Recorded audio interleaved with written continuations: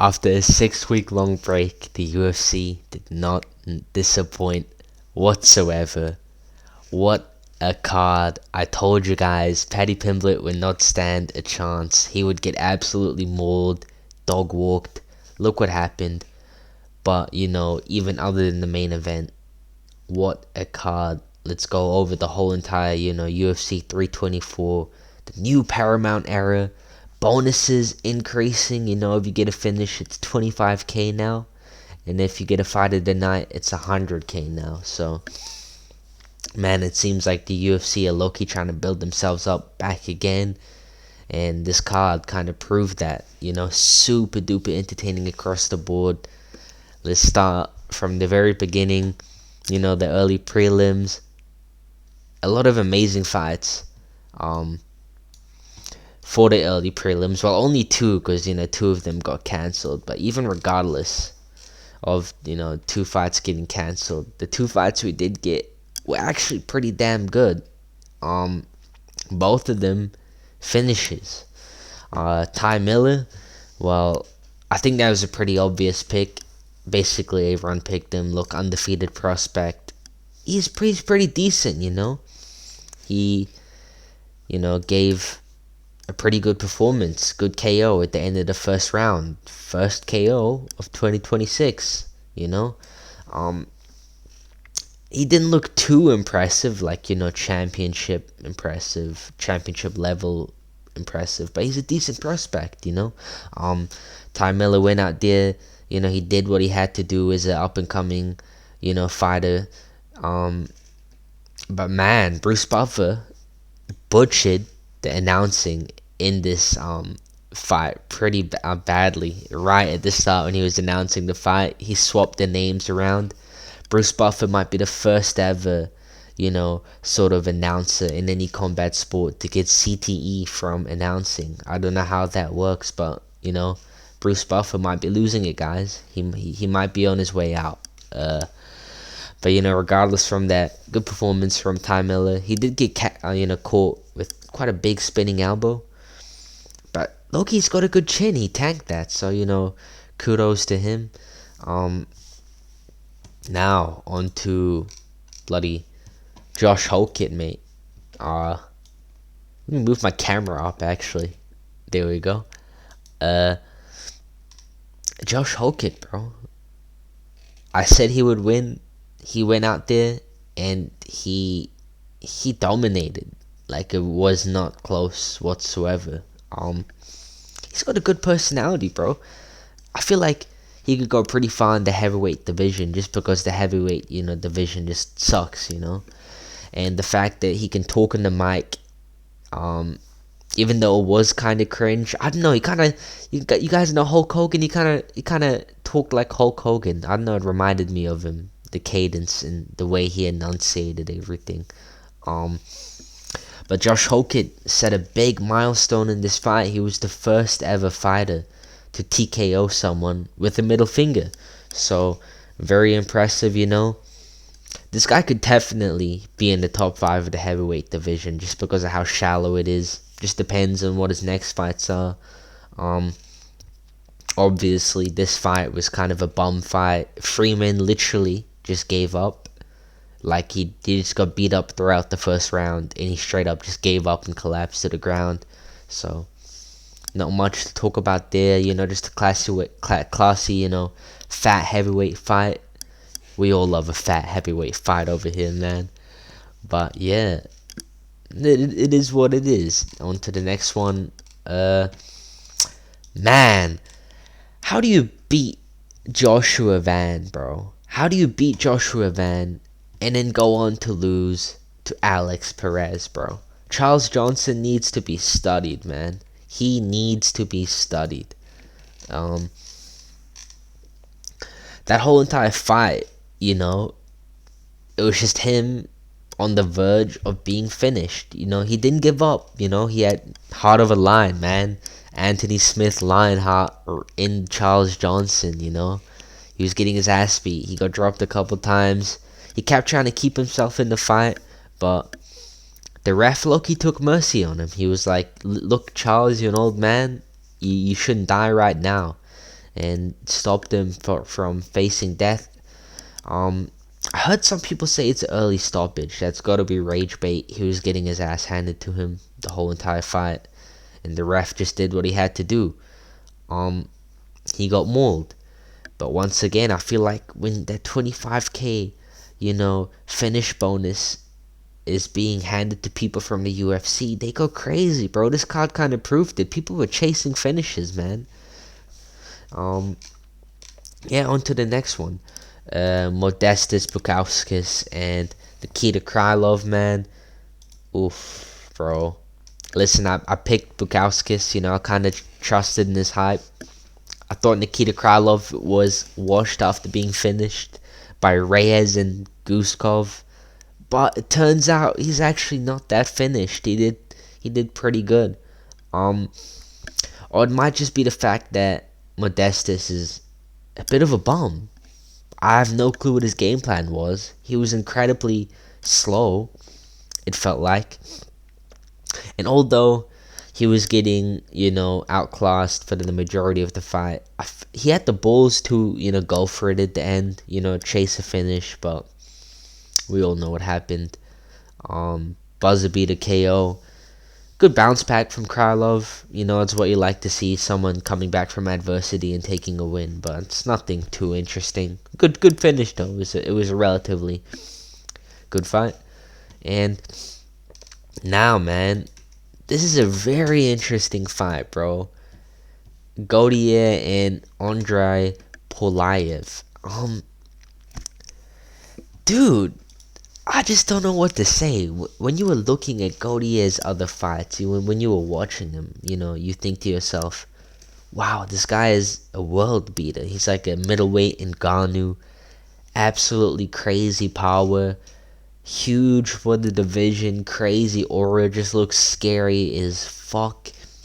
But then, in this fight, he seemed incredibly gun-shy. He could have ended the fight so many times, right? So many times he had Pulayev hurt, especially in the first. In the first, he could have easily finished him. But, man, he was just patient for no reason. And I don't understand his patience, because usually when a fighter is patient like that, they have the skills to back it up. They're patient because they have the skills, right? This guy doesn't really have any skills, to be honest. He just kept spamming a 1-2, and that was it. We didn't really see anything from his toolkit other than that, He just, was a bit of an aura merchant. But listen, I know that wasn't the performance we want to see from him, but he's still very young. I think he's 23 or 24.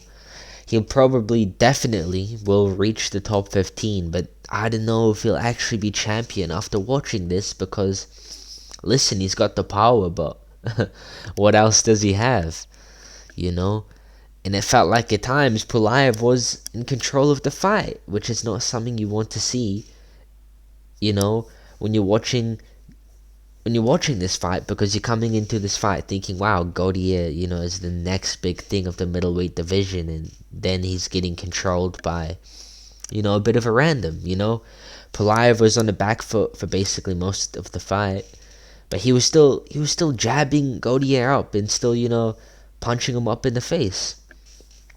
He was just too one-dimensional, Gaudier, and his defense is quite lacking. It is very lacking. If someone with very good power also versus him but better technique, could be a bad showing for Gaudier. He might even be finished. He takes too many punches.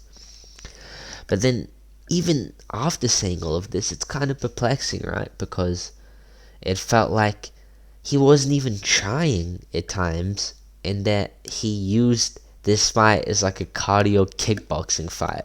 Like he was having a good old sparring match, with like the 40-year-old uncle at the gym. I don't know, it was a very interesting fight, and it's not something you want to see from this hyped prospect. But still, I think they should give him better fighters. Maybe he can rise to the occasion. It wasn't like he lost this fight, he clearly won, but, It's just interesting to see. He shouldn't get rushed though. He should get that Peyton Talbot sort of treatment where they're actually giving him tough people that won't necessarily crazily beat him, but they can teach him a lot of lessons. It's like he's young, man. There's still a lot of things in his game he needs to work on. He lacks that finishing instinct, that clearly showed today. But he'll probably be okay and grow, as I said, very young. But he needs to stop being so gun shy when he can get that finish, If he upped his, situational awareness, maybe got more fight IQ, he would be a big problem and could easily be champ. But this showed, that he's not as invincible as everyone makes him out to be, including me. I made him out to be invincible, but he's still got holes in his game. He's still got to improve, and we'll see in the next fight if he can work in those negative attributes that he has. And yeah, on to Umar and Davison Figueiredo. Man, I hate to say it, but this was the most boring fight of the card. But listen, it wasn't Umar's fault, okay? Figgy, bro. I know you're watching this video, man. Stop fucking walking backwards, bro. You gotta actually engage, dude. That's the whole point of a fight, right? You're not walking backwards. You're walking forward and trying to land some strikes, which he only did at like the end of the second round. I think that was his only moment at the end of the second round where he slightly pressured Umar. He didn't really land anything. They all got deflected. But he did get a bit of a flurry of punches going. That was about it. Other than that, classic fight from Umar. Did everything correctly. Clear domination, good takedowns, just mixed up everything so well. I genuinely believe, guys, that he is the most skillful bantamweight. And I don't think it's Jan, and I don't think it's Merab. I genuinely believe Umar is the most skilled bantamweight in the world. And I truly believe he beats both of them.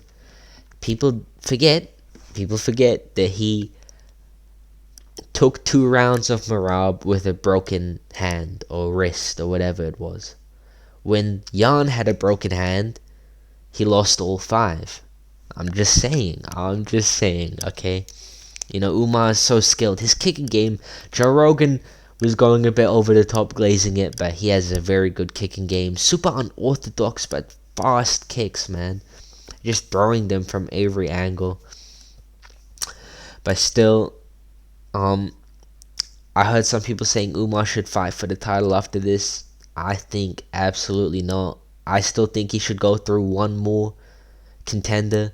Man, Umar vs. Sean O'Malley would be an amazing fight to make, and I think they should absolutely make that. That would probably be very good timing because they just both fought in this card.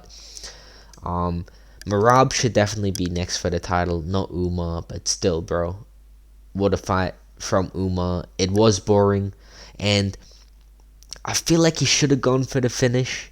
When you're dominating someone that badly, you gotta make a statement and get the finish. But the thing about Umar is he's very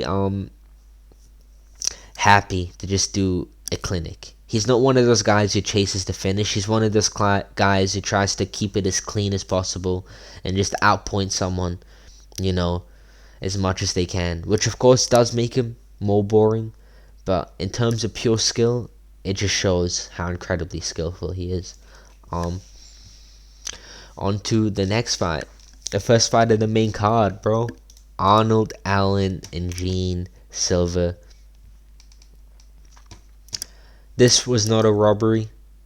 Okay, let's put that out there. This was not a robbery. I might sound crazy for saying this, but it was closer to 30-27 for Gene Silva than it was for 29-28 for Brendan Allen. I don't care what any of you idiots say. Listen, I don't like Gene Silva as well. He's a Zionist, okay, guys? But still, regardless, his talent can't be denied. Gene Silva is still the real deal. But this fight was still very close, you know. It was a very close fight, you know. I think Arnold Allen definitely took the first round, even though Gene Silva did finish that round strong. But in the first round, Arnold Allen was super composed, you know. He was calm, in control, landing straight shots, keeping the distance. But Silva kept pressuring. And at the end of the first round, as I said, he did stun Allen a bit. But, you know, I think just based on damage, based on, you know, strike quantity, I think Arnold Allen did take that first round. But it was clear to see that there was a power difference. And Arnold Allen, throughout the second and third round, was definitely starting to feel that power. Gene Silva has very, very good power. He's a very strong fighter. And over the second and third rounds, he just landed the bigger shots. Arnold Allen was still landing some shots, but his shots were doing nothing in comparison to Gene Silva's shots, which were, you know, visibly making Arnold Allen a bit uncomfortable, you know? And, bro, that moment at the end of the final round, Gene Silva just straight up jumped on Arnold Allen. I was absolutely, you know, perplexed by that. Gene Silva has a lot of things wrong with him mentally, but fighting wise, he has very little things, you know, wrong with him. And I still think he beats Volk. I genuinely do believe Gene Silva is the best fighter in the featherweight division. I believe that. I believe he beats Averon in the featherweight division, including Diego Lopez, who he beats 9 times out of 10. That first one was just a statistical anomaly. We all know it doesn't count. But yeah, listen, Arnold Allen, still elite, still fought a good fight. But yeah, man, just a good performance from Gene Silva, you know. Finished very strong. On to Derek Lewis, Walter Cortez, Acosta. We don't watch women's fights. We don't care about WMMA. Man, I don't know why I predicted Derek Lewis to win this fight. That might be one of my worst ever decisions. Predictions, sorry. I'm kind of looking at this now. I'm just staring at both these fat guys, and I still can't believe that the UFC pays these guys. I think the UFC heavyweight division is like the worst, you know, division in any combat sport. It's just two fat guys plodding around until someone gets a lucky shot or someone just gasses out and gives up. And that's basically what this fight was. Lewis, definitely slower and older than his last showing. He probably will retire pretty soon. He's coming towards the end of his career, to be honest. But that just shows, you know, how shit the heavyweight division is, that Derek Lewis at the end of his career is still getting these, you know, decent fights. I think he's still ranked in the top... Pardon me. I think he's still ranked in the top 10 as well. What a horrible division, man. Cortez was just too fast for him. His leg kicks were too fast. His jabs were too fast. There was just like a clear speed difference, you know. And the end of the fight was just weird. It was like Lewis slipped and then he just straight up gave up. He just kind of laid on the ground and accepted his fate. And then, you know, Where's Waldo just pulled up on Lewis and beat the brakes off of him. You know, I don't know why I picked Lewis whatsoever, but I just hate heavyweight, bro. I really hate heavyweight. What a horrible division, bro. And on to the next fight. Co-main. This was a very interesting fight, and you know, just like Gene Silva, Sean O'Malley managed to bounce back from his prior loss, you know. And it takes a lot of mental fortitude to do that, especially at the top level when all the eyes are on you and the fans, you know, start to hate on you when you start doing bad. Sean O'Malley, he fought his fight against Song Yadong, and he played his cards very good. The first round was, you know, both fighters trying to settle into it. Song Yadong did land a takedown, but just based on damage, I think O'Malley did have the better shots. And when Song Yadong lands those takedowns, he doesn't really do anything on the ground. He kind of just lays on top of you. But That's why, Sean O'Malley definitely won that first round. He kept that distance, landed the better strikes. But then the second round, I was thinking, man, I really thought it was over for Sean O'Malley. I was thinking this guy was gonna start to get cooked pretty badly, because I felt like his demeanor sort of changed. Song Yadong started throwing some mean ass, leg kicks, and O'Malley's movement looked kind of screwed over. He looked kind of stiff, and then Song Yadong landed a very big takedown, got some very good control time, and it was a clear round for Song Yadong. And I was thinking, bro, the momentum has shifted. O'Malley is a bit compromised. Look at those calf kicks, Joe Rogan. Oh my days, his legs are bruised. And I was thinking, his legs are. They look pretty crippled. He wasn't moving around too good in the second round. But then, man, I think O'Malley's grit won him this fight, because in the third round, he just fully locked in. That third round from O'Malley was absolutely beautiful, He kept his distance perfectly. He was just absolutely landing at will. It felt like Song Yadong, even though he's a very good pressure fighter, he just could not find O'Malley, and O'Malley just kept teeing off on him, throwing some mad, straights, landed a big knee as well, defended the takedown too. Song Yadong tried to take him down, but he was unsuccessful, and it was a bit of a desperate attempt, because Song Yadong by that point could tell he was losing that round, so it wasn't the best takedown, but O'Malley still defended it, which is good. But yeah, he bloodied up. Song Yadong won that third round clearly. Once again, this was a close fight, and people were saying, I saw in some Instagram comment sections, that O'Malley lost this. Just shut up, bro. Like, man, just shut up. That was a clear win for O'Malley. But still, it's a bit interesting. I don't know, his takedown defense is still kind of shit. I know he defended the takedown in the third round, but it doesn't look too good if Song Yadong. Listen, Song Yadong he's a decent wrestler, but if he's taking you down at will in those first two rounds, then I don't think that's too good of a look. But Sean O'Malley, when it comes to striking, is still absolutely elite. Fought his game perfectly, showed levels, on the feet, absolutely, teeing off on Song Yadong.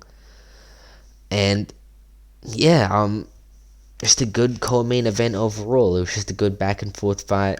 Song Yadong actually has pretty gnarly leg kicks, as well. But once again, when it comes to Song Yadong, he's just struggling to break up into that upper echelon of bantamweights, like he can beat all the people maybe below 6 or 7, but then, above that, the real elite guys, he just can't, find something to beat them. And it's pretty sad for him, like he seems so close to being championship material, but then he just isn't, because whenever he gets to these championship level fights, he always comes up short by just a tiny bit, so it is what it is. And now onto the co-main event, bro. The people's fight. The Scouser, the lad from Liverpool, the Scouser. Oh my days. Man, I told you guys it wouldn't be close. I was genuinely not surprised in the first round when Justin Gaethje knocked down Paddy Pimblett. Paddy, in the post-fight interview, said that it was a punch to the solar plexus. I had no clue what was going on. I just saw Gaethje running at him like a madman and trying to kill him.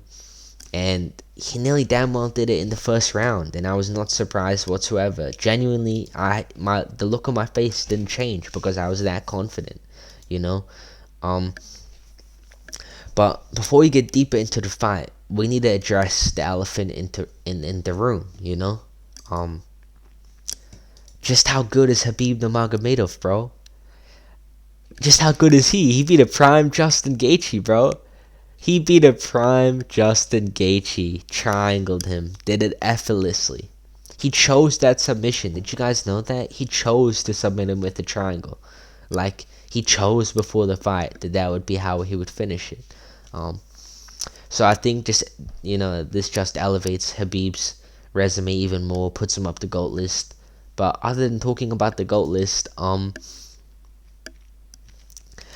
there was other controversies with this fight, namely regarding the eye pokes. But listen, that's a part of the sport, and I'm not saying that I'm not saying that ironically as well. I'm being dead serious. It's a part of the sport. Accidents like that too do happen, and I know it could have affected Paddy in some way. Respect to him for not giving up like ass Pinot. He has the heart of a lion. Fought through those eye pokes, but he still got knocked down before the first eye poke even happened. So why are we acting like those eye pokes would have changed the course of the fight? It seemed like Gaethje was just a clear winner throughout this whole entire fight. The first and second round, he was beating the hell out of Paddy Pimblett. I'm surprised Paddy survived those first 2 rounds. And then in the third, he won that round quite clearly. Paddy Pimblett actually won the third round. That was absolutely perplexing to me. But at the same time, it felt like Justin Gaethje took that round off. Like he just chose to rest that round, just to reserve his energy. He wasn't coming forward. And whenever Justin Gaethje was coming forward, Paddy was knocking on death's door, bro. And in that third round, Paddy Pimblett took advantage of Justin Gaethje's lack of pressure and was absolutely teeing off on him. He was landing some crazy combos. At some points, I was wondering if Justin Gaethje was going to be knocked down himself, because he did look, even though he won the fight very clearly, he looked noticeably declined. This is something we have to admit. He looked quite old. It didn't look like the Gaethje who beat up Ferguson or the Gaethje who beat up Poirier. This looked like a old man Gaethje, but that old man Gaethje still has that grit, But man, one thing about Gaethje, I know he won that, but his head movement sucks, bro. His head movement fucking sucks. I swear, every single, at the end of every single combination or sort of encounter with Paddy, he's ducking his head off to the right. I was thinking Paddy would eventually catch on to that and, actually throw something when Justin Gaethje ducks his head to the right. But he didn't even do it once, which just shows how shit of a striker he is. It was a clear 49-46, Maybe one of those rounds potentially could have been a 10-8 for Gaethje, but I don't really think so. He just dominated Paddy, bro. Every single time he was on the front foot walking forward, Paddy had 0 answers. 0 answers, man. And what did I tell you guys about Paddy's wrestling? His BJJ doesn't mean shit if he can't wrestle. I think he shot, 2 takedowns in this fight, both near the end in desperation. Both of them complete failures. I had someone in the comments of, I think I'm lagging right now. Man, I hate this MacBook chat. But anyway, I had someone in the comments of my last video telling me, man, it doesn't matter if Paddy doesn't have wrestling. He can trip Gaethje out, but he can do all this stuff. Like, no, bro. He doesn't have any of that. He doesn't have judo. He doesn't have wrestling. He doesn't have any stand-up in striking or grappling. He's only good in the ground. And Gaethje just absolutely mauled him. He realized that this guy has nothing for me. That's what it seemed like Gaethje was thinking in his head. He was so confident. He was thinking, man, this guy is just not on my level. I'm gonna get rid of him. But Paddy's chin is fucking crazy. I don't know how he didn't get knocked out. That is the most surprising shit ever. With all those punches he was taking, not getting knocked out is just ridiculous. But listen, if that's Ilya throwing those punches at Paddy, he might actually die. But, Gaethje, he still hits like a truck, as Khabib said. But it's not Ilya level power, bro. And, Paddy might be right. Scousers don't get knocked out. Scousers don't really get knocked out. But yeah, good performance from Gaethje, as I said. He seemed like that old version of himself, The good old Joe Rogan, John Anik, and Daniel Cormier were talking about it, and I absolutely agree. That looked like an old version of Justin Gaethje. Not in terms of his age, which I was talking about prior, you know, because he did look slow and more stiff. He wasn't throwing as many leg kicks, but it looked like the old version of Gaethje that was, you know, in his early UFC days, where he just had zero patience and was throwing caution to the wind, you know, just walking forward and throwing haymakers and doing some dirty boxing in the pocket and trying to knock people out, you know. Gaethje, it seemed like that style of him kind of disappeared, you know, after, you know, and during that Tony Ferguson fight and his later fights after that, he seemed like patient Gaethje, you know, like he was waiting, picking his shots. Same thing against Fiziev and Poirier in the rematch. He was picking his shots. Same thing against Holloway. He wasn't too wild. He was picking his shots. Against Paddy, you can tell Gaethje just recognized this guy's not on my level. I don't need to, you know, be technical. I'm just gonna walk forward and beat his ass. And even though I said he didn't throw many leg kicks, I feel like that was a good part of the game plan not to throw leg kicks, because that might have been the only way Paddy could have gotten a takedown. But, you know, Paddy did not get a takedown. He can't do shit when it comes to that department. And I told you guys, this guy was a fraud. I feel like the UFC just needs to stop pushing him so much. It feels kind of disrespectful to not only the fans, right, because we have to put up with this guy fucking fighting for an interim belt when he's not even top 5 in the division, but it's disrespectful to Paddy as well, because it's kind of ruining his career, and who knows what he'll look like after this fight, because he took so much damage. Fighters, they aren't the same when they take that much damage, you know, and maybe I'll be wrong, and he'll recover insanely well, and have a fight against someone else and perform good, but the UFC just needs to let him develop, bro. Stop pushing him to fight everyone in the top 5. We know he's not on that level yet. Let him fight someone below. Stop pushing him in the fucking rankings, you know? It's just so incredibly confusing why they decided to do this with Paddy, you know? His first ever actual opponent in the UFC, he gets absolutely mauled by. And it could have been stopped, to be honest, many times. But I feel like Mark Goddard was a bit biased towards Paddy. I feel like if it was any other fighter, he might have stopped it, but because it was Paddy, he let it go on. But yeah, man, Gaethje hurt him in every single round. Paddy had no response, and this was Fight of the Night, the new 100k bonus. So, man, it was actually a crazy card, crazy main event. What a start to the Paramount era. Like, this is a perfect start to the Paramount era. But hopefully the UFC actually starts making the best fight the best.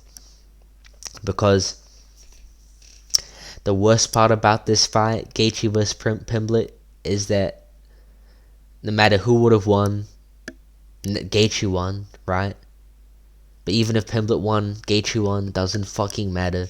Because whoever gets that interim belt and eventually faces Ilya is just gonna die, you know? So it just feels nonsensical. But anyway, guys, that's my recap on UFC 324. Hope you enjoyed the video. Please subscribe. And yeah, thank you for watching.